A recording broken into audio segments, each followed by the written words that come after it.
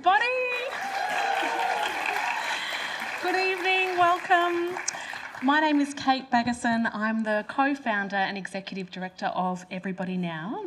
And it's so great to have you all here this evening for this event, We Make Belonging, a conversation about how creativity, culture and art can shape places and spaces where belonging thrives. I'm going to do the fun housekeeping before we get started. The toilets are at the back. The bar and food is open, so please load yourself up for a wonderful, thought-provoking evening. We are filming the event in its entirety tonight, so just be aware of that. And in the event of an emergency, please follow the directions of the fabulous Hot Art venue staff.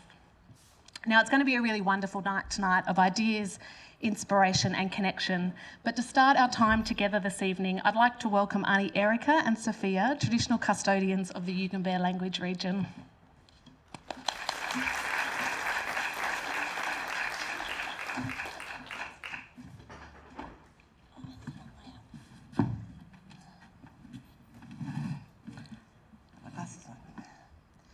Jingle for everyone. I forgot his.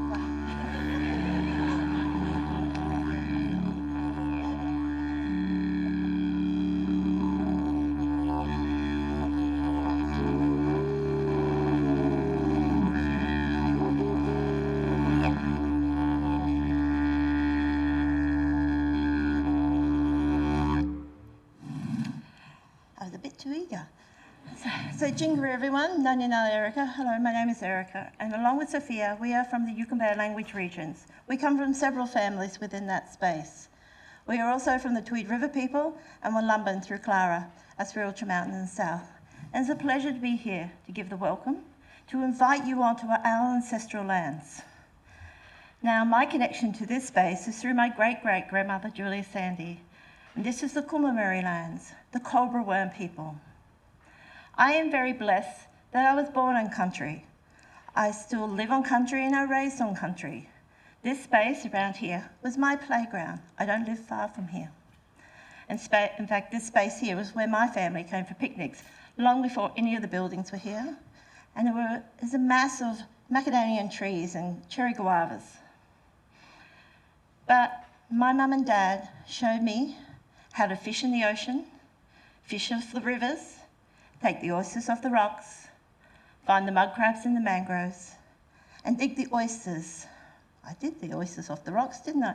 The ugaries off the sand, and do that little twist. The ugaries are your pippies. I was very, very blessed, and I had a really strong sense of belonging to this space.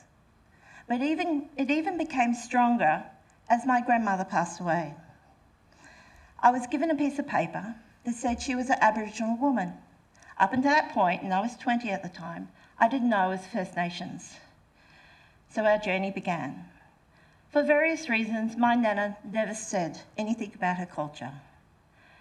She carried on her way, teaching other children how to live off country, but never said anything to us. My mum never spoke about her culture, and that was rather a shame. She was called a half-caste at school. But when my Nana passed, she started to open up and tell her stories. And at 93, she still tells her stories. And I'm very blessed that she is still with us. But I mentioned my dad before because he also has allowed me to have a sense of belonging here. Now I look across the rivers there at Paradise Waters, at the Seaway, even down towards Bond and other areas. He wasn't First Nations, by the way. He changed this landscape through his dredging, through the work he did. And his stories remain with me. And it's up to me to continue his stories, as well as my mum's and my Nana's now. I have a strong sense of belonging every time I come here. We all have a sense of belonging at some space. But you need to continue to tell those stories from that space so they stay alive, just like my dad's, my Nana's, and my mum's. I'd like to thank you all for listening. And as you walk across this country, walk softly, listen deeply, and feel country. Don't just look at it, feel it. Sophie is now going to sing to you a song that she wrote herself. It's in the Yugambeh language. And it tells of the emu and the kangaroo in the sky and how they dance each night to entertain us. Budawang, thank you. Nanyabu.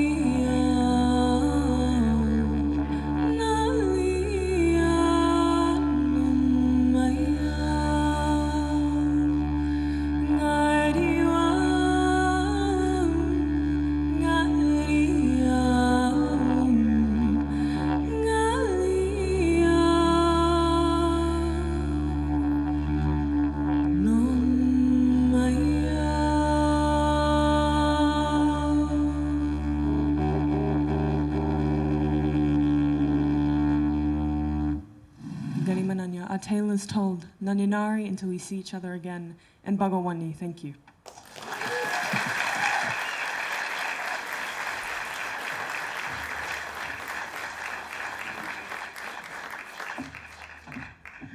Thank you so much, Auntie Erica and Sophia. That just brings me undone every single time.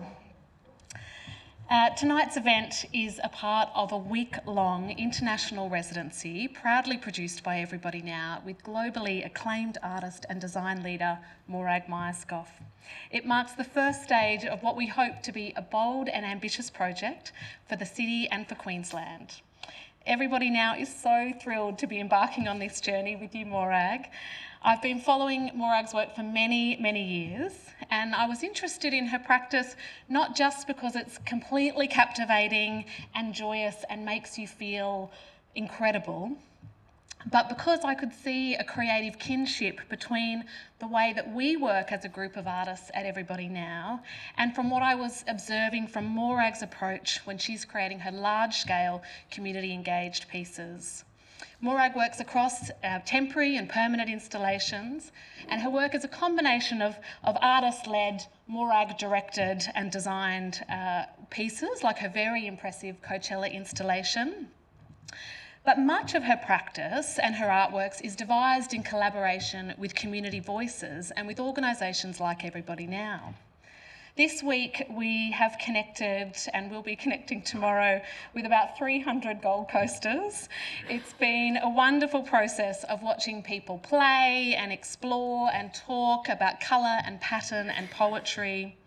And all of the creative material that will come out of this residency, including the conversation here this evening, will inform the design and creation of a future temporary large-scale installation, a beacon of joy, a landmark for belonging. And we hope that we can bring that to life in full in 2026.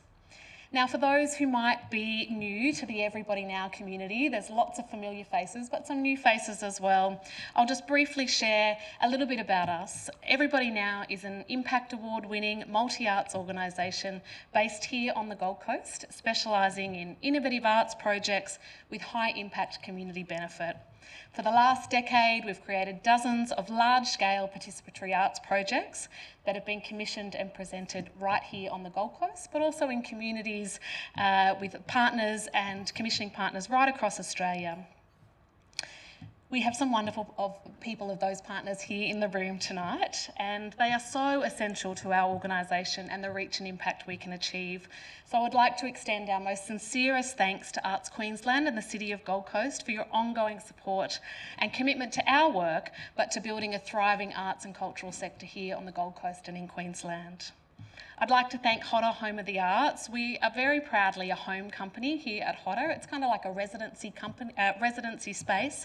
They give us a place to call home, and we've achieved some pretty amazing projects with Hodder over the years, and we're really excited about the future. I'd like to give a special welcome to Felix, who's the new Artistic Director of Bleach Festival. Welcome to the Goldie. We're very happy that you're here. And I'm thrilled to also thank Art Public, the public art arm of Artwork Agency, for their support of this residency. We've been working with Artwork Agency for many years now, and I'm really excited about this new part of our collaboration with the Art Public team.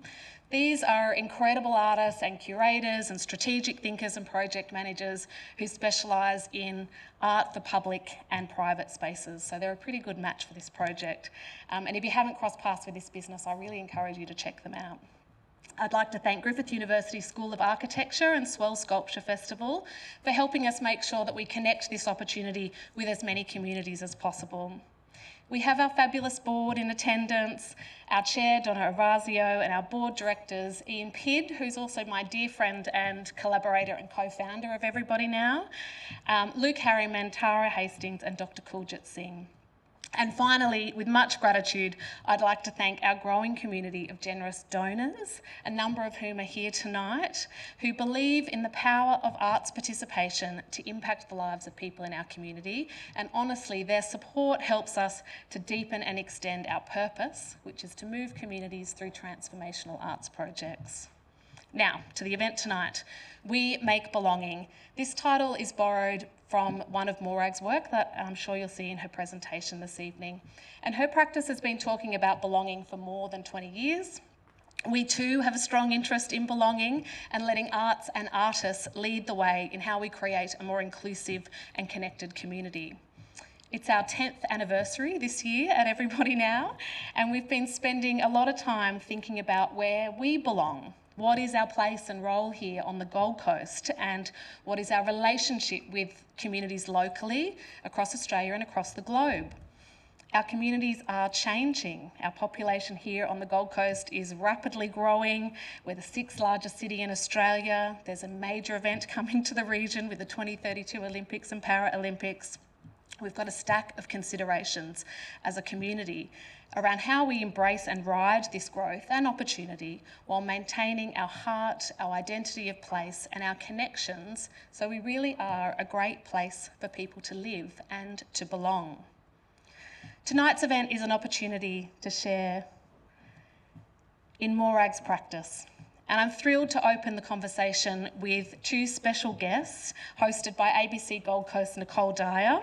Nicole will be joined by Siân Hromek, a Budawang woman of the Yuin Nation, who'll share her knowledge of country-first design principles. Thanks for being with us. And hello to your mum as well. And to Holly Ringland, author of best-selling books and TV presenter of ABC TV's Back to Nature. Holly also has a book called The House That Joy Built. And when I picked up this book, I thought, I reckon Holly and Morag might be pretty interesting collaborators. These artists clearly share a love of colour, but they've also spoken about, written about, and create work about joy and belonging. And it's our dream for this project that Holly will continue as a collaborator. You'll see in Morag's work tonight that text is quite an important part of her iconic design approach. And Morag will quite often work with local writers and poets. Holly is a Gold Coast girl, and she described to me this week that she wrote herself home, and we're really grateful that you're back home with us here on the Gold Coast, Holly, and we know something really wonderful will come out of this collaboration. Now, without further ado, I would like to welcome Morag Myerscough. Her work has been experienced by millions of people all around the world, right across the UK, Hong Kong, Paris, Mexico, Germany, America, and now we welcome her to the GC. Please make her feel very welcome.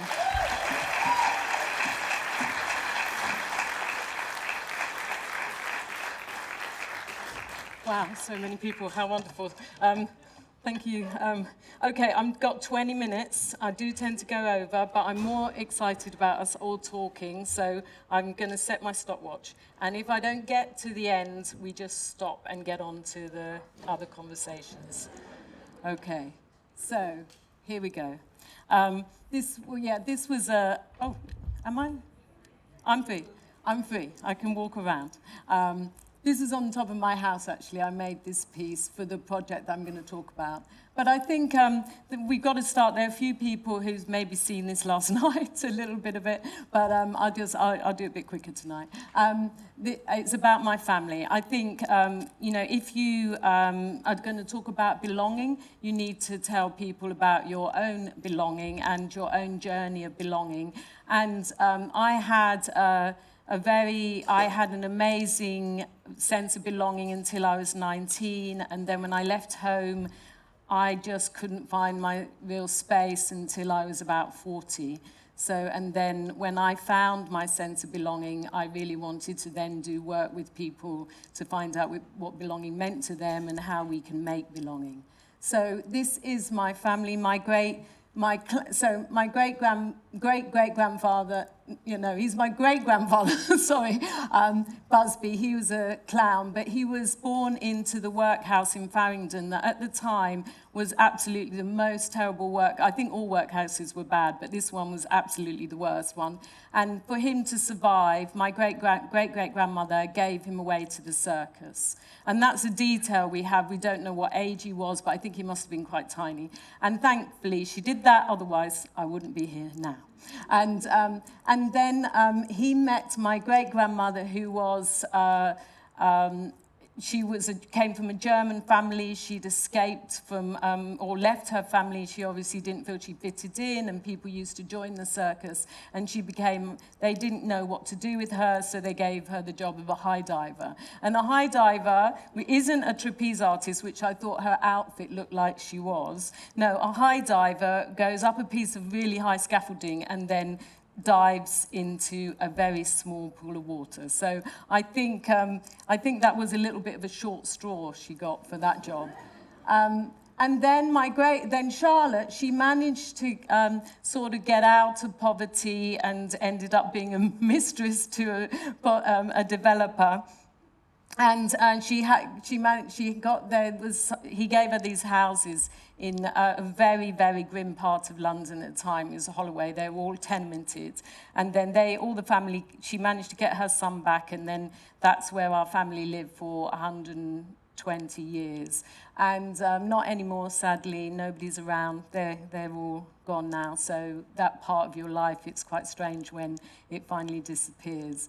But it was an amazing place, and my French grandmother, so then my French grandmother was brought over to London as well, and she had her father was a salon painter, and she had lived an elegant time in Paris. So London was really, really grim at that time, and she didn't really want to live there.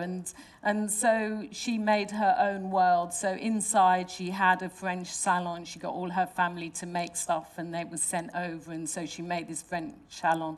And then she lived she worked for Hartnell's as well. So she lived this very elegant life. And I think when you're displaced, it's very important to make a space in the new place something that feels like belonging to you, even though you can't find your belonging. And that was my dad's was a musician, classical musician, and my mum was Scottish. And my mum always felt displaced as well, which is interesting. So this is my grandmother in this really grim terraced house. She made this elegant salon. And then next door, I lived with my sisters, and we didn't really like our dolls, so we gave them an epidemic. And then my mum bought us a spaceship instead. So then we used to just travel around. My sister always pretended she was a monster, and I always got scared and thought she was really a monster. But all those things stay in your mind. And my older sister now, she's gone back to college and she's just done an MA in art, and all she does is go traveling in space. So these things, she just makes all these weird performances and stuff. So these things, when you're tiny, when you're little, just always stay with you forever. People always ask, where do I get my colour from? And my mother was a textile artist, and my father a classical musician. So this is me. I wasn't really allowed to be in the same room as my dad practicing. It was all about shutting the door and the girls go out. And then, but this was my mum, where we could join in with her. So that's where I felt craft and making was such a much more inclusive way of working rather than my dad, who shut us out. So hence, I don't speak French because of my dad, because he was too strict, and I also can't play any instruments. But I can sew, and I can make things, and I can weave wool, and I can weave, and I can do lots of fabric things. So so my mum was a little bit more nurturing, I think. Where things that really, really affected me, I went to St Martin's in the Royal College. I did as just a sort of conventional thing. I went to school and then I went on to foundation, then St Martin's and the Royal College. But these were the things that really have stayed with me. And one of the most amazing exhibitions I went to see was Hockney Paints a Stage at the Hayward Gallery, which is like a brutalist concrete gallery where he had made these opera sets and theatre sets, and one was the Magic Flute. And I just walked into this space, and then there was this magical installation, and it just transported me somewhere else. And I thought, wow, this is like such an incredible, powerful experience. And that stayed with me. It took me a long time to be able to finally get to that point with my work. I mean, I did lots of exhibitions and things, but really until I did the installations, I never really got to that same point, but I always had that in my head. My mum, Scottish. I never felt always so Scottish. I always feel like I'm a Londoner. I don't really feel English either. I don't really feel like I fit in the rest of the UK, but I do feel like I'm a Londoner.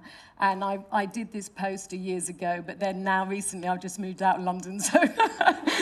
But my mum's not here to see it, so I'm okay. I'm like, I keep on thinking about my mum. So this was when I found belonging. So when I was 40, I found this building. I was a middle child. We were always three in a bedroom. I never had any space. I only had, if you know terraced houses in London, they're very narrow, had a tiny little cupboard with all my stuff in it. But we did make in our house, so there were lots of things going on. But I bought this place myself, and I thought that was amazing as a female to be able to do that. And it was my studio below, and I lived above. And suddenly I realized, this was this was a space that I needed to just get up in the morning and just make whatever I wanted. I could just get up in the morning, I could do whatever I wanted. We had had lots of equipment, and the studio just changed all the time, and I had the space. But also I was lucky because at the time I've met my partner that I've still with, and I always have a Westie dog, so they don't live forever. So I am on my third one, but they are still my whole little part of belonging. And so then in lockdown, I'm not sure, this was taken by the neighbour. They saw me painting my house. And so I had my studio, but I wasn't, because I worked all the time, I always had this outside space, but I had some, this was my living room. But I had these weird spaces in the house where, really terrible, aren't they? It's like, terrible. And I think I didn't see it, actually, until I see it on the screen. And then when you're, like, at home all the time, because I used to be downstairs for, like, 15 hours a day, and then I'd only come up and eat some food or something, and then go to bed and not look at that room. And so then you're looking at it in lockdown. So it's like, okay, we're going to change it. So we just changed the thing. It's the most money I've ever earned, though, because we sold the house, and doing that house up gave us, it was good. It was worth it. And this was and it got a lot of press when I was, during lockdown, everybody sort of watched me doing my library. But this was a view that I've known all my life. I'm 61 now, and I moved out 4 years ago, just a little bit outside London. And this is what I know. I'm conditioned. I'm like a rat that's lived in a cage, and this is what I know. But then I had this thing, before I die, I wanted a garden. I've only had a terrace. So then I moved here, which is like 5 acres, there's absolutely nobody around me, and I've been grieving for 4 years. I'm getting used to it. But I understand it, but I realise how actually I love nature, but I looked at it. I didn't actually go in it, and now I go in it, and I get ticks. But it's, you know, it's very beautiful. And then I've grown bits of the garden, and I'm understanding the soil because I'm on chalk. I tried an Elevero drought garden, and then it rained all the time and everything went mushy. So then I learned, and I've been learning, and now I've got all these amazing plants are growing. I grow vegetables. I take photographs of every single flower that comes up in my garden. Some I planted. I take... make colours. Look, my colour palette has changed from being in nature. I draw these from memory rather than looking at the flowers. I've started doing embroidery again. And I feel much healthier, you know, but it's taken me 4 years. 4 years to relax into a different space. And then it comes through into my work now, and there's lots more about growing and nature and life, and I'm experiencing that. So now we get on to a bit of work. Okay, I'm good. I've got 9 minutes. We're getting on to work. Okay. And I think I put this project in, which is a few years ago, because Kate really likes it. It's my belonging bandstand, and I don't think she's seen me speak about it. But when I was young, I was obsessed by watching television. And when we used to go and stay with my granny in Suffolk, we didn't actually go outside. Me and my sister used to shut the curtains and watch the telly, black and white films. But these films, to me, were like joy, like amazing joy and happiness. All these Fred Astaire's film, Top Hat and everything is just my idea of fantasy. And particularly this, which is when they go on a bandstand in the middle of the park and then they just start dancing and then it rains and it's just so beautiful. So I always wanted to do a bandstand because I thought it was a place where it was free and people could go to. And then I was asked to do a project that was connected with the artist Sister Carita Kent. If you know her work, it's pretty amazing. And I felt like this is when I wanted to do the Belonging Bandstand. So it wasn't my first, but it was a very personal piece where I began going with the different communities, and we did lots of workshops about belonging and what belonging meant to them, and then each community group had their own set of placards. Some of them I drew for them, or they explained to me how they wanted it drawn, and then we did it with teenagers as well, and they made their own placards. And then this was the bandstand. This was down in Brighton in the UK, and each time it moved, the placards changed, and then this one was actually right on the beach, so this was programmed by the festival. But when it went into the community, they all programmed what they wanted on the bandstand. And the people around there, because usually in that, they've got this big centre behind there, but people didn't go in it because they were too scared. And so then when this came out onto the grass, they were just like so excited, and they kept on telling me, oh, you know, we wish this could stay. But the whole thing about it is it didn't stay. You know, it just came and it was there for the moment, a bit like the circus. I used to like the fun fair coming to town. And then it went, and that stays in their memory, and then something might come back. Because if it stayed, it would just get sad and nobody would look after it. And so sometimes those instant things are better for memory. And these were the different groups. They were just such an amazing group of people of all abilities and ages. It was lovely. So in contrast to this, to scale, I was asked to do it was the anniversary of Hadrian's Wall in the UK, which is sort of a weird thing, because it's when the Romans were in control of the British, and then also they were keeping what they called the barbarians out, which were the people who lived north of the, they were called Picts, actually. But interesting, when I worked with the historians, then the Picts are never really mentioned, and I think that is a really a bad thing. And when I was putting it up, a guy came up to me and he said, have you mentioned the Picts who were considered to be the barbarians on the other side? And I said, no, but we're going to put them on this structure because they need to be here and we mustn't forget them. So I went to lots of places up on Hadrian's Wall, and I chose Housesteads, which is a big Roman fort. And I wanted, because I struggled with, it was an anniversary, but anniversary implies a celebration. I struggled doing a celebration of a wall. It was a bit weird because you were stopping people going through somewhere. So I said that I would do it if I made a gateway, and so that was the point that you could go through. So then I worked with I did lots and lots of workshops about what walls meant to people, either negative or positively, what doorways and openings meant to people. And this was my sketch. You've got to remember, this was to UNESCO.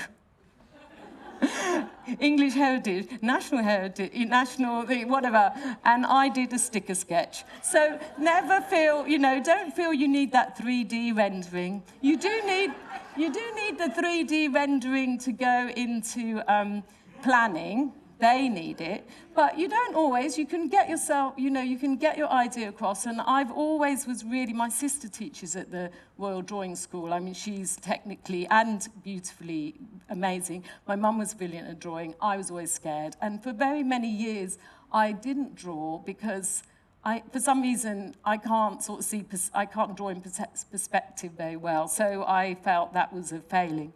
But actually, it's not about that. It's about getting what you want, getting your ideas and your thoughts on paper or in whatever form just out of you. And this way, this is for me how I get it out of myself. I don't care, but it has an energy that I know that I want to take forward.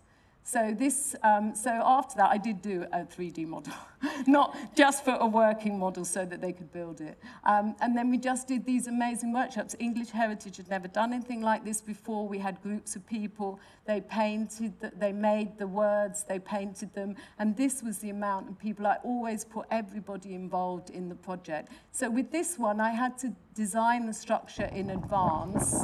I was a little bit scared that I might drop some paint on the Roman ruins. That might be a bit of a problem. And then this is a final piece. So this is all their words. This is I do have a little scaffold fetish, but I think I really actually excelled myself in this one. Because it's so windy up there, it's incredible. But when you went in, you would stand 4 meters high as the road. This was the first time they built on Hadrian's Wall in 1600 years. I don't know whether they'll ever build on it again, but when you got up to that level, you were at the same level as the guards would have looked out on Roman times, and the landscape has not really changed. And so this is the... And this is my dad and my uncle playing. I'm going to have to stop. And it is exact size of the original gatehouse. It would have been there, and the original gatehouse would have been painted as well. It wouldn't have been stone. So this is, you can see how small I am. And then I'm just going to do this. I've got 2 minutes. 1 minute. Okay. So this is a project I've been doing in Germany. There's these things they're doing in Germany connected to this one is connected to the Pinakothek der Moderne, which is their biggest museum in Munich. And they asked me, it was a competition, and they asked me to make this design for third place, which is about community, about free workshops, about using the space. So all the stuff I've learnt from all the projects that I've done over the years, I sort of just managed to put into this project. So it's an inside-out space, and it's a huge space. So this was just a car park for 25 years because they were going to build a building on it, and they didn't. And then we did lots of workshops again. We did patterns. It was patterns with this workshop.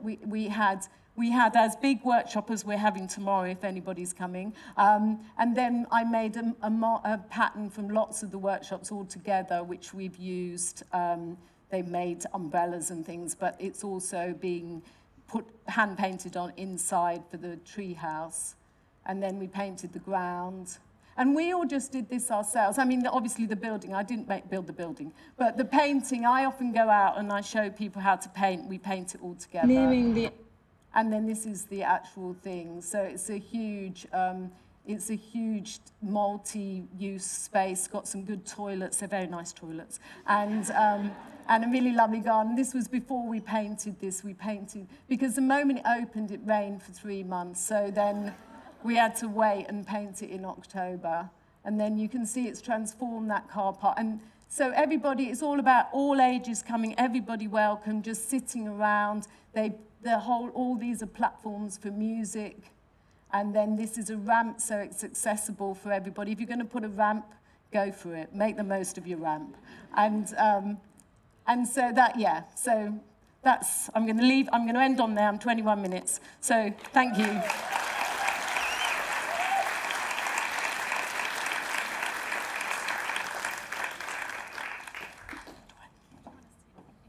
I'm just going to invite our panel up. I'm not going to take up any more time. We're going to roll on this incredible energy. Come up the stairs if you need. Please make these Nicole Dyer very welcome. Clap them to the stage. And I'll hand over to Hello. Big round of applause for Morag. That was so great. Oh my God. I've seen you on videos, but seeing you in person is so much better. It's so good. Before we introduce the rest of our panel and deep dive a bit on making belonging through text and nature and various things, the wall, Morag, how long from conception to finish did that take? Hadrian's Wall. It was 9 months because they thought about doing it a bit late. And then if we didn't do it for the kids' children's holiday, we were going to miss it. So I think it was like October, and then the holidays were in July. Yeah, and I'm glad it didn't stay up over Christmas because the winds got really high and I didn't want it to fall down. That's amazing. Do you know, and the power of pattern, I know text is a big part of it as well, and belonging.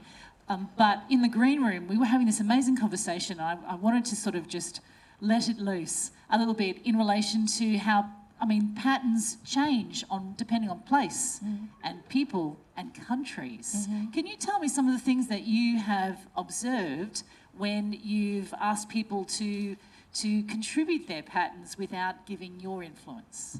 Yeah, last night we got such an amazing, incredible pattern. Well, every day this week has been absolutely amazing, everybody making patterns. But what I've found is that I don't give when I do the workshops, I don't give people patterns to look at, to copy. I just let people just have stickers and pens, and they just go with the flow. And then afterwards, when I take them and then I'll draw them up and maybe I'll tessellate them or make them into, a repeat, you suddenly, the patterns seem like they're from different countries. They have, because we're used to patterns coming from, we recognise things from different countries, but actually that might have been done by a 5-year-old and they didn't know what they were doing. They were just making a pattern. So it shows that actually pattern making is an ancient thing. We've been doing it for a long time, and it's very intuitive.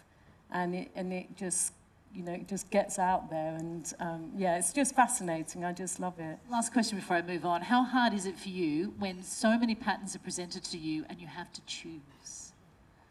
Okay. Well, I'm already traumatized with all the amazing patterns. So I'm already in my head thinking about how we make something that incorporates as many as possible. I think, I don't know. No, I'm not yet. It depends. When we get to the point of that, then it goes to that, yeah. Okay. It's all open at the I'm moment. a bit premature. Yeah. All right, I'll keep moving. Siân Hromek, hello.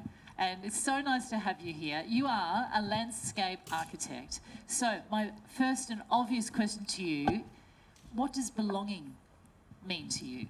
Okay, thank you. From a First Nations perspective, it's about knowing where you come from, knowing who you belong to, understanding the country that maybe your ancestors have come from or the place that you grew up in. So my mother's here tonight, so I've got connections through her to our ancestors' land down on the south coast.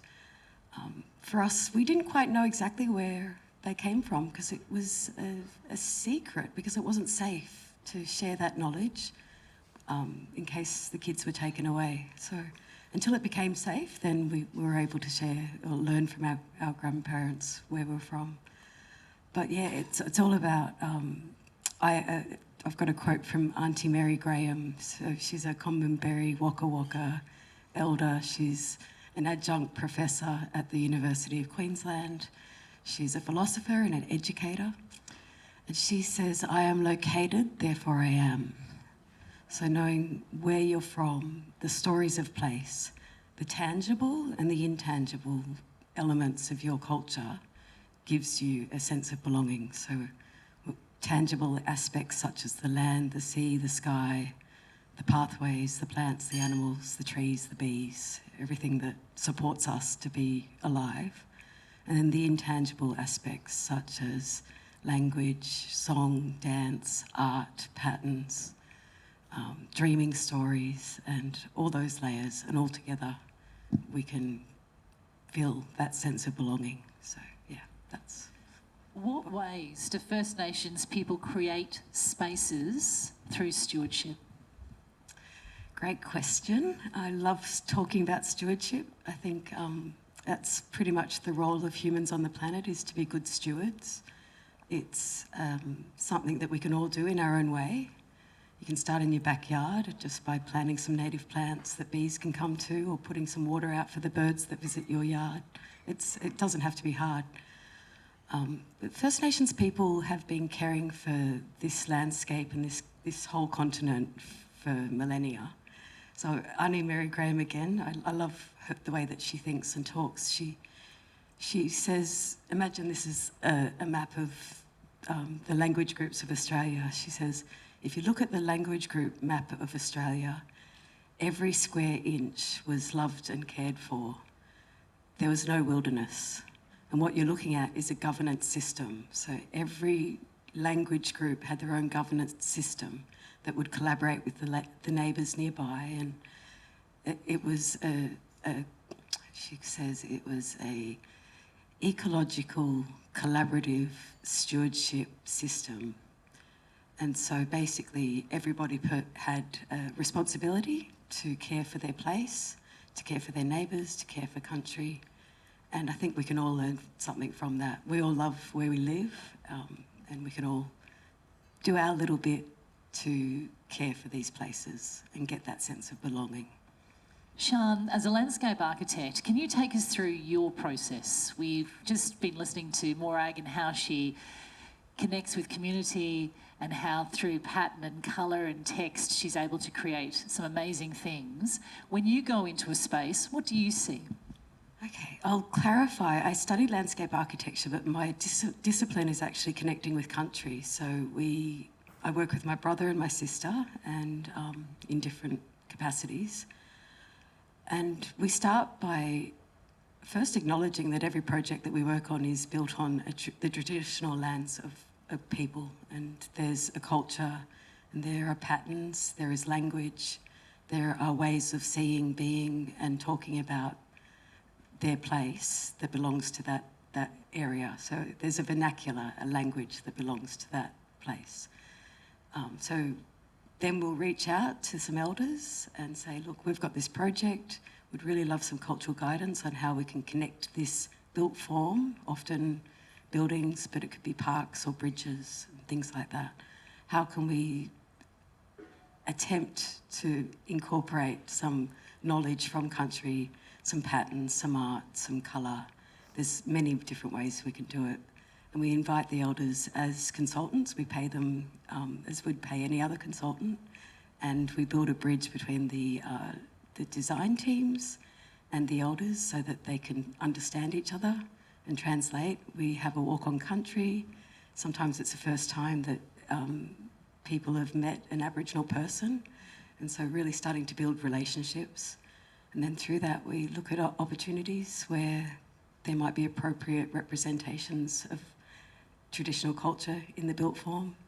And we just keep going through this iterative process till everyone's happy, and eventually it gets built. And yeah, it's making a nice difference having voices at the table that can speak for country. Absolutely. And there's a project, can you give an example, like of using all of those things and bringing them into the fore? There's a project you are or have done in Perth. So can you step us through that? Yeah, my brother was more involved in this. I just started working with him, but he basically started with the elders, the Noongar representatives, for a bridge called Bulu Bridge. It's just been built. I'd love to go to Perth and have a look. So basically talking to the design teams about some of the stories of place. One of the stories was Fanny Bulbrook. She was a traditional lady that had her digging stick for digging yams, and she would walk through and knock fences down because they were on her song line, and she was walking her song line. And there was also Yagan, who was an elder man leader, and his boomerang. So the design team got really inspired by those two characters and have installed in the bridge as the main pylons Fanny's digging stick and Yagan's boomerang. And within that, there's also a whole lot of pylons and wires that catch light. So at night, they put projections with language and colours of country and patterns. And then in the landscaping, they've ensured that local species that belong to place have been represented to reinforce the identity of that place. So, yeah. I mean, there's so much about belonging in what you just said, but also working with family. Can you talk about, I know your mum's in the audience, so lovely things will be said about Robin. But can you talk us through how important that relationship is in the work that you do and how it came to be? Okay, yeah. I was inspired by my brother going to university. I thought, if he can do it, I can do it. So nothing like sibling rivalry to get you motivated. So yeah, I went to Griffith Uni here and studied landscape architecture. And now my sister also did a PhD in the last few years. And she looked at spatial design. So my brother did architecture, I did landscape, and she did spatial. And she sort of jumped ahead of us, being the older sister, and wrote a PhD, which has fed into the government, the New South Wales Government Architects Connecting with Country framework, which is the framework that we work within. It provides a lot of guidance and direction for how to do this appropriately. And yeah, that's really driven a lot of the work that we do. My mum helps with some of the work in my sister's company, so it really is a family collection for all of us. But yeah, we've got a strong sense of belonging through that practice that we can all share. Siân, I'm just going to hold off on a question I have about nature, and we'll come back to that in a moment as I welcome Holly Ringland. Hello, how you doing? Now, do you have a microphone? Oh, yes, sorry. Okay. All right. So, first and foremost, what does belonging mean to you? You guys have done so well. I knew when I thought Nicole's going to ask me this, I sat here and I thought, you write for a living, find words. It's everything that we've heard these two amazing women talk about to me. But I think as someone who has lived away from the place that made me, I was talking to Siân about this before, I've lived away from the Gold Coast for 20 years, and I've finally come home. And in that time, being away for so long, my sense of belonging, I realised was how it felt to be inside this body and this life, how my nervous system felt in places that were not my home that I grew up, were not this land that raised me or made me. When I was around people that aren't my family, when I was meeting new people, figuring out where I might fit in or not, figuring out what places I might be able to borrow on the other side of the world to be my places if they would have me, like the moors in northwest England, that sort of thing. And so belonging to me has become a sense of how I feel inside physically, which is whether I'm at ease, if I feel safe, if I feel welcome, and if I feel connected. We were having a joke on Zoom the other day, weren't we? That it's a little bit like, no, sorry, we weren't on Zoom. We were together in person. This week has been 400 years long, and I have the memory of Dory out of Finding Nemo, and it's been 5 days since Monday. But Morag and I were sitting together in person, and we were talking about how when we're together in person, it's so different. Beautiful as our Zoom was together, being together in person is so different and glorious. And sometimes it's not glorious if you're not with people. We were joking about how we're a little bit like dogs when you meet. I mean, thankfully we don't sniff each other's behinds, but we kind of sniff each other out, don't we? And you're figuring out if you're safe and if you belong. And so take out of that what you will, everyone. Holly Ringland on a Friday night. We're like dogs. That is what belonging is to me. I sniff everyone, and the end. I have no follow-up question to that at all. And end scene. Yeah. All right. Okay. Come on, Nick. You can do this. All right. Bring it back. 20 years of radio. We can go with this. Destroyed by Holly Ringland. That in is 5 minutes. fantastic. All right. Reclaiming your sense of belonging and doing it away from home. How have you given yourself permission to feel joy and to express joy? It's a big one. You said something amazing. You said many amazing things. Something that stuck up a little rainbow-coloured flag in my head was when you said that the things that we love stay with us from when you were small. And when I was 4 years old, on the Broadwater, I grew up a block from the Broadwater on the northern end of the coast, and my mum taught me to read. I wish my mum was here. She would have loved to have been here. So lovely that you're here. She taught me to read when I was 3. And in my first novel, the main character, Alice Hart's mum, Agnes, she puts words all over the house so that from the time Alice is born and grows up, she is surrounded by a little sign that says glass, table, vase, flowers. And that was my mum. She surrounded me with words. So I've known since I was 3 that all I've wanted to do is write. And that's a gift to know that about yourself, I've learned in time.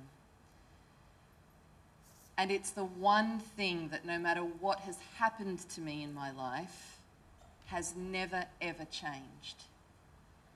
So the answer to me finding my own sense of belonging and joy when, through the trials of life, I didn't feel like I belonged anywhere, and I didn't feel like joy was a boat that was ever going to pull in and call me aboard ever again. It's no surprise now, many years later, that the way I found it and gave myself permission to feel it is through the thing that I have known about myself since I was small that's never left me and never changed, which is how much I loved stories and how much I wanted to write them. And that's what has changed my life. And that's what has changed the way that I lived, from spending pretty much, I mean, thank God for the husk of youth, right? But from about, I don't know, I probably spent 20 years reducing myself until I was smaller and smaller and smaller, because that's how I thought you were safe. That's how I thought you would be acceptable and you would belong. And it was only when I, forgive me, blew that to shit that my life... Exactly, but can we do that again? Good. Yes! That's exactly what it felt like. And let myself do the one thing that I knew about myself. That's when joy came in. That's when I realised I belonged to my own life. You mentioned Lost Flowers of Alice Hart and the transformative nature, or the transformative power of nature. And we heard Morag talk about that, although it's taken you 4 years to get used to going outside to nature. No, But now- I do. I'm out a lot. And I look after all the animals. I know, we've I do. Even the ticks? Do I do. you look after the ticks, my love? Well, no, I don't like those. No. No, but you're Quite using, right. but the flowers have provided you this whole range of palette that you didn't have before. We saw the slide, so we Yeah. know it's true. Yeah. So my question to you, Holly, is being raised by women and their gardens, what did nature teach you, and how grounding is that when it comes to belonging? It's funny, you know, I mean, Siân will be able to speak to this probably much more eloquently than I can. But when you are lucky enough to grow up outdoors with people who teach you that you are not disconnected from the natural world, in my case, my mum and my grandmother, I watched them take their lives, all their grief, all their joy, everything in their generations that they could not say. I watched them take it to the earth, and they grew it, and they tended it. So it was never conscious in me, though. It was, I grew up, we didn't go to church, we weren't a religious family. I was at 8 years old hiking 20k in Lamington National Park on Yugambeh country, and I didn't know that that was unique. I didn't know that I was growing up with, like, in a relationship with all of the natural world elements that were making me. And I don't know any other way to write, but that to weave and embed country and place into the story. It's always really interesting when people will say to me, wow, the place is like a character, like it's a character itself. And I'll say, well, yeah, yeah, that's right, because we can all relate to the places that make us. And particularly in a place like the Gold Coast, we all know how we feel when we go to the sea, or we go up to the rainforest, or we see the 1,000-year-old Antarctic beech trees in the remnants of Gondwana. And that's all in us. And I don't know any other way to write but to put that on the page. Hold that thought. Holding. Siân. Siân. This is your time to shine. All right, let's... No pressure. Yeah. But just following on, though, from what Holly's saying about that being ingrained in you, whether you're conscious or not conscious of it as a child, what are your memories? Some of my first friends were plants and flowers and the mountains and the trees. I still talk to almost everything around me, whether inside or just out loud, depending who's around. And it is what I suggest to people, to connect to country. Introduce yourself, explain who you are, where you've come from, what you're doing there, what your intent is. You can just do it quietly in your head, or you can actually have a conversation and start the relationship. There's ways that I connect with place when I'm feeling out of my body or just out of sorts. And it's just through, I walk my dog. He's good to get me out of the house. and I listen. I notice all the birds that I can hear or whatever sounds are around. I smell and go, oh wow, there's flowers flowering, and then I open my eyes and I go, oh, that tree, oh, we're in flower for that tree now. And just connecting. It's anyone can do it, any place, any time. And another way is to connect with your body, you know, just to feel your feet, feel your seat, you know. So it's mindfulness in a way, but you can externalize it to relate to your relation, to the environment around you and develop a relationship. Yeah, that's my way. Back to you, Holly. Yes. Thank you, Siân. That was brilliant. Where is your safe place now? What do you consider to be a safe place, or maybe a place where you feel safe enough to be as creative as you possibly can?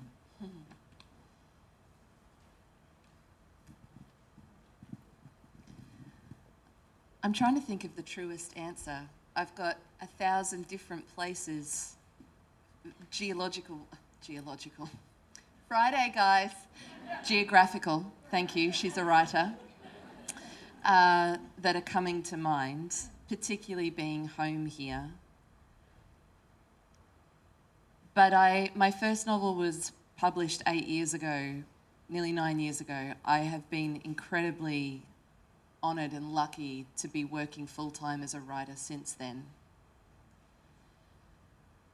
My safe place is my imagination. And it has taken my whole life for that to be the case, that going into my imagination is safe.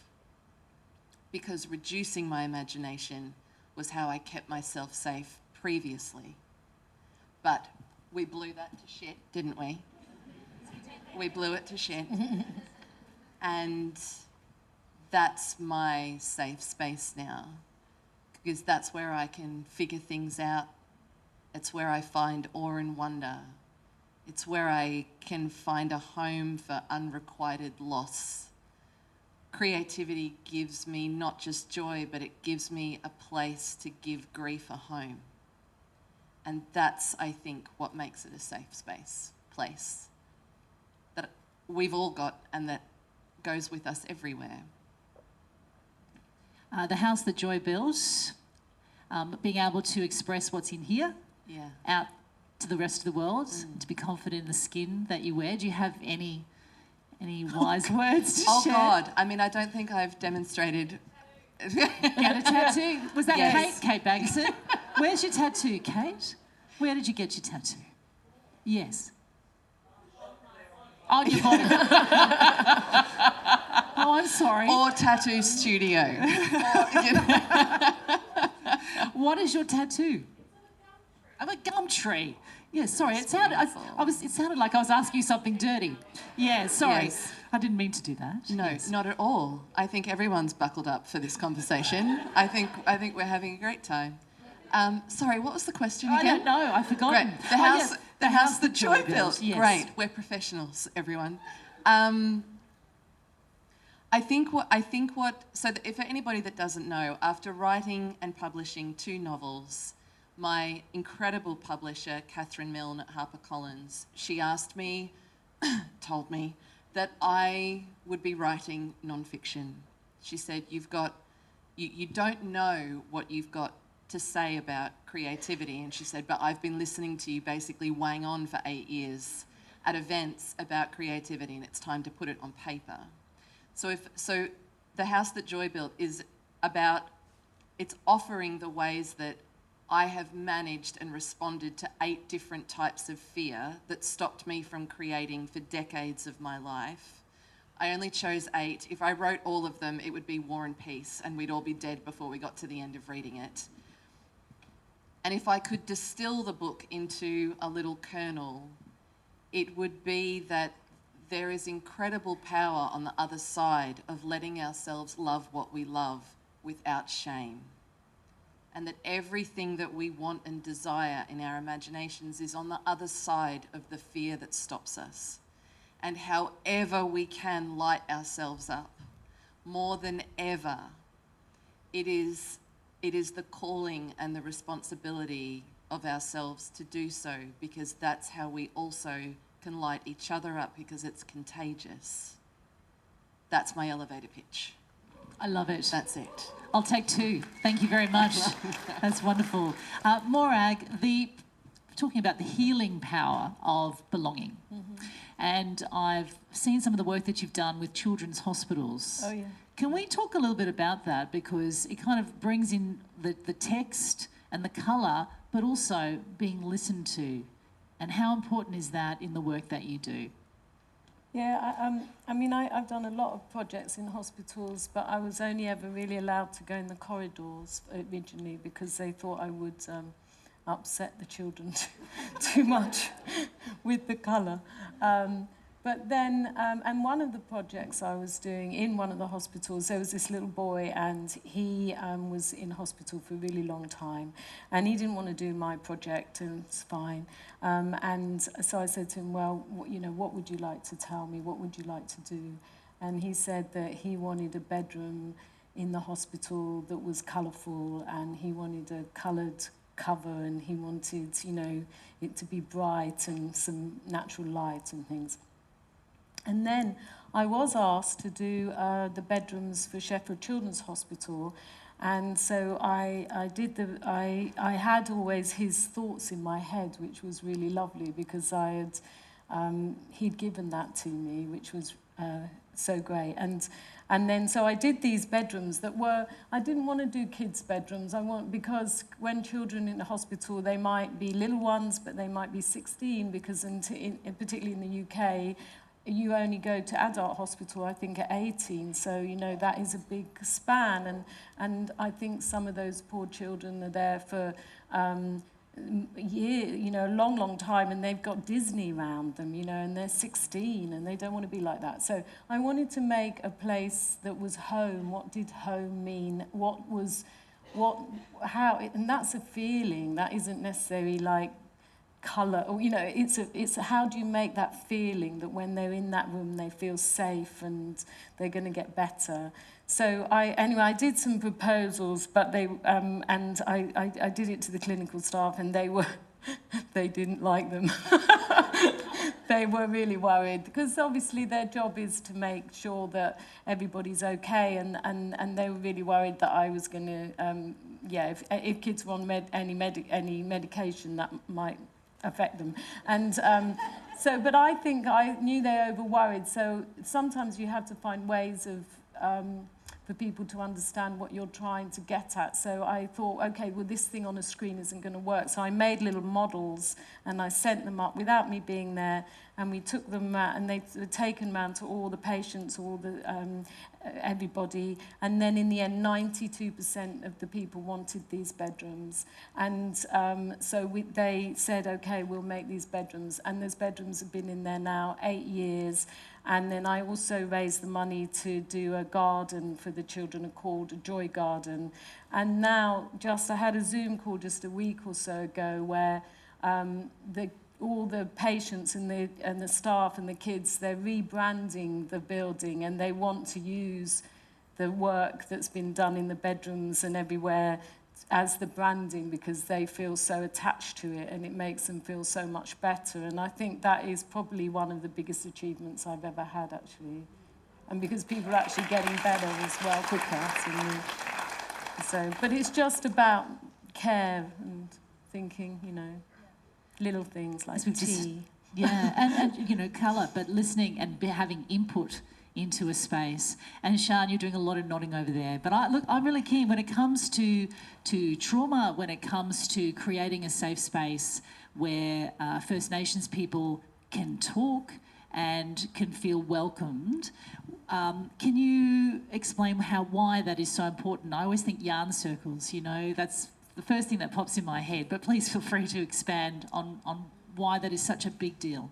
Yeah, I think from a First Nations perspective, we've just not had any representation in the built environment, although caring for country has been such a big part of a way of being. The land was curated using fire to maintain open grassy areas and basically create the landscape that the first settlers saw. and there was water stewardship practices. And so they've always had this and still continue to have this deep desire and cultural obligation to care for place. And then getting all of this built environment happening around without any consideration, input, or just any thought as to what is the culture here already and how can we incorporate and build on that. So quite often the first buildings were quite colonial, although they did use the colours of country because the materials that they used were from place. So you look at some of the older Sydney buildings, they've got the sandstone from place, and Brisbane. They've got the midden shells in the mortar. So really, through necessity, people started doing that. But with modernisation and progress, it wasn't really given a thought until more recently. And a lot of First Nations people don't see themselves as being welcome in spaces, unfortunately. And that's through the displacement and historic stories that we all share now. So yeah, this new framework has really helped bring voices and perspectives that belong to place back to the planning table, literally. So when we've got especially really big projects, we present, and there's a team of 20 or so architects along with ourselves and other special area experts. And we're presenting the concept to the design panel, which is made up of elders who are critiquing the project and providing guidance and opportunities to make better outcomes. And through that, we're starting to see places that reflect or built forms that reflect place and respond to country and are starting to share the stories that we all are part of our collective cultural heritage. We've all been not being given these stories through gross oversight, and now that we've got these voices and these processes, we can actually start to all enjoy this cultural heritage that we can all be proud of. So it's incredible. And what difference have you seen as to how First Nations peoples are responding to this space? What have you seen with your own eyes in relation to that? I've seen kids coming and learning how to do the emu dance in a gathering area that we've built or that we've co-designed. So they're all learning from the elder how to do the emu walk and learn songs. So basically it's culture, sharing culture, learning. There's pride that's coming back and respect. One of the most beautiful things I saw recently to the design panel was each of these 20 or so architects. So you go around the room and introduce yourself. And so instead of just saying, "Hi, I'm Siân from Byron Bay," it's like, "Hi, I'm Siân from Bundjalung country, and I respect my ancestors from the South Coast." And each and every individual in the design team introduce themselves by where they grew up, with the traditional name of the country that they grew up on. And seeing the elders respond to that was just so beautiful, and it doesn't take much, right? It's just acknowledgement of where you grew up. But that made such a difference, I think. Can I ask you where your safe place is?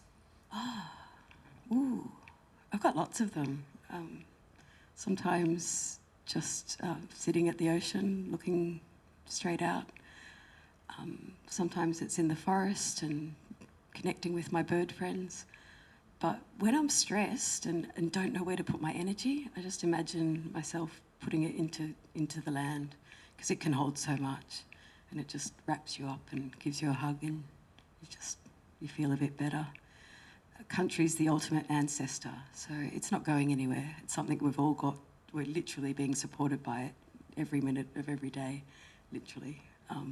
And we're fed by it, and we'll all die and go back to the land or back to the sky or wherever you think you go, but we'll recycle back into this place. So yeah, that's my way of reducing the load sometimes, is just putting it into the earth. Speaking of nature, the Lost Flowers of Alice Hart has the language of flowers. And I know you've told this story many times, but please tell it again. How did you first discover that there was a language of flowers, and what did it do for you? I was in Manchester, in England, where I wrote the first draft, and I was, for all of my previous story about writing is what I wanted to do since I was 3, that did not make me immune from being absolutely taken apart and taken down by self-doubt, the inner critic.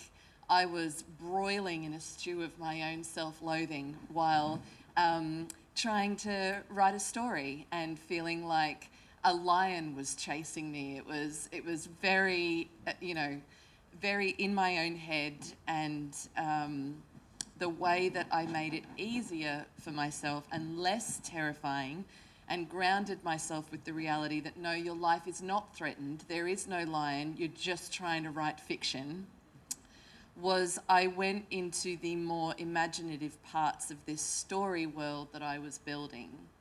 And so I had by this stage in the drafting process, I had Alice Hart.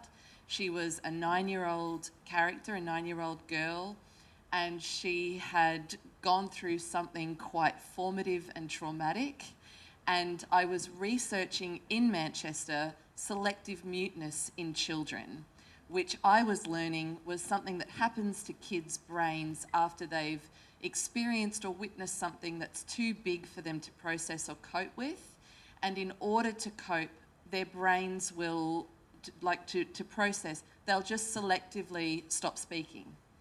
It's like closing tabs on our laptop so that something can run smoother. The interference of speaking is too much. So because I was in England, my Google algorithm, when I was doing my searches, I kind of knew from my granny that, Granny would wave a yellow tea towel and have yellow roses when we'd go home to the house. I knew that yellow roses were kind of friendship and deep care, and we all know that red roses are love and that sort of thing. But that was my extent of knowledge about the Victorian language of flowers, which came up in my Google search result because I was in England. And I did not know that in the Victorian era, across England and America, through middle class to upper class houses and culture, swept this kind of pop phenomenon where people started to speak to each other through flowers. Because let's not forget that to English culture, my love, all due respect and love here, and my beautiful partner only Sam. a little bit of English. That's right, Londoner. And my beautiful partner Sam, who's here tonight, he's English. So after living in Manchester for 10 years and getting ribbed constantly, oh, the Antipodeans come for dinner, I feel that I can make some fun of my northern home for 10 years. To English culture in the Victorian era, the language of flowers was so popular because the expression of emotion was socially vulgar. If you said anything ranging from, "You've really pissed me off," to, "You're a bit of all right," it's like, "She's filthy, she's never coming back again." You didn't say how you felt. It just wasn't the done thing. So bless British people, they started saying their feelings in elaborate bouquets. So this was obviously amazing because the bouquets could mean, saw you at the party, you want to get together in the woods because I really think you're quite beautiful. And so I liked that, but it was when I found out that English people were sending each other bouquets of poisonous flowers to communicate that they were pissed off. You will, and the foxglove would mean never cross my doorstep again, or like Lily of the Valley, spite your family, a pox on your, and that is when I thought, okay, I'm in. And then I thought, I don't know that anybody, what would this look like if this travelled to Australian native flowers? And part of being away from the Gold Coast for 20 years, I spent 4 years, I had the enormous honour and privilege of living on Anangu land in the Western Desert. And living out there, I learned the very first storytelling language of flowers, being the medicinal uses of plants and flowers. So I combined the two, and I wrote a fictional, the emotional qualities, a fictional language of Australian native flowers. And it was just a really big joy. It was the most joyful part of writing my novel, was deciding which poor Australian native would mean dead to me. Yeah. I love that. Yeah, what was it? There you go. It was going to be like the pig face, like the really pretty flowers, but they're named like pig face or like wart root. And so there was one, and I'm so sorry, but I'm not going to be able to remember. But when the TV show was made, because your presence is, the meaning was like, you're ill, your presence feels ill. It's like ill.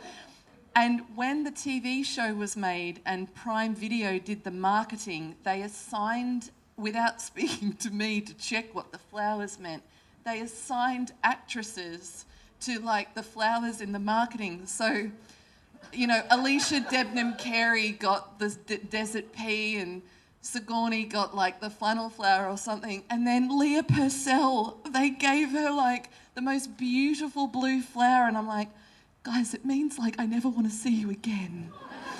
And Leah wrote to me and she's like, I wish my flower had a better meaning. And I was like, I'm so sorry. I never in my wildest dreams did I imagine this would be a problem we'd have. So that, in a nutshell, was the language of flowers. I love it. I love it. Thank you for sharing that with us again. And I've just been given the, which is such a shame because we could keep going. But I just want to say on behalf of everybody here tonight and 10 years of Everybody Now, thank you so much for being part of this celebration. Thank you for coming out and supporting what we've been talking about this evening. To Siân, to Morag, who is the artist in residence. I cannot wait to see what you are going to produce for the Gold Coast in the next 12 months. No pressure. Yeah. But it has to be bigger than I have been reading we know you love your book.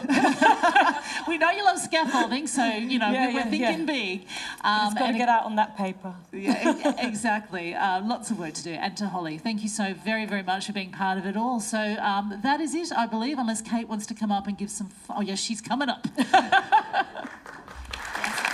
Please, another round of applause for Nicole Dyer, Holly Ringland, Morag Myerscough and Siân Hromek. Thank you so much for being here. I've scribbled some things down because I would love to close us off with a couple of thoughts, and also there's a surprise. So tonight's, when I saw Morag's picture, the We Make Belonging placard, the way that those words were arranged together really resonated with me because it has such a sense of action to it. It's not a passive statement. We have a responsibility to make belonging in our communities. And when I look around this incredible room, I can see GPs, I can see arts icons, I can see architects and designers and arts leaders. I can see folks that work in hospitals, and I can see some lovely new faces that I haven't met, but incredible educators, community members and dear friends of Everybody Now. A really wonderful room that has a collective responsibility together to make belonging. And this conversation tonight is a really important part of our process at Everybody Now. It really puts some kind of rigour and ideas and connection around where this project might go into the future. I worked with a Dutch collaborator once, and he said, before you start the project, you've got to point your nose in the same direction. You've got to take that first step together. I think that's what we've done here with you all this evening. We will make belonging together. You all make belonging in your own communities, and I'd like to thank you so much for coming along and joining us here tonight. Now, Prue Wilson has hidden a card. Is it a belonging card? It's like one of the blue belonging cards, because Holly and her fabulous publisher has gifted us a beautiful book Is it signed? You can sign it anyway. It's not signed, but she's here. Here she is, in real life. So look under your seats. I wanted to do a raffle, but Prue said no, it wasn't professional enough for this very classy event. This is our But Oprah this is moment. the next best Kate, thing. This is your Oprah moment. That's right. I wish we could do a you all get something, but you don't. Hey!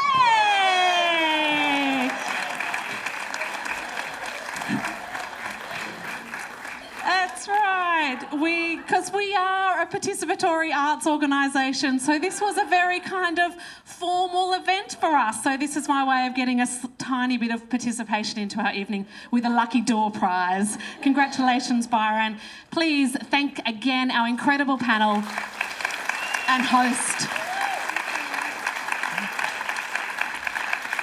Stay in touch with us at Everybody Now. You are all a part of the Everybody Now community. Follow us online, join up to our newsletter, stay around for a little bit longer, and then I believe the exhibitionist bar is open until 10, so we could all go hit the town, if you like, and talk more about this, because really there is so much wonderful inspiration here this evening. Thank you all for being here, and have a wonderful rest of your night and a safe journey.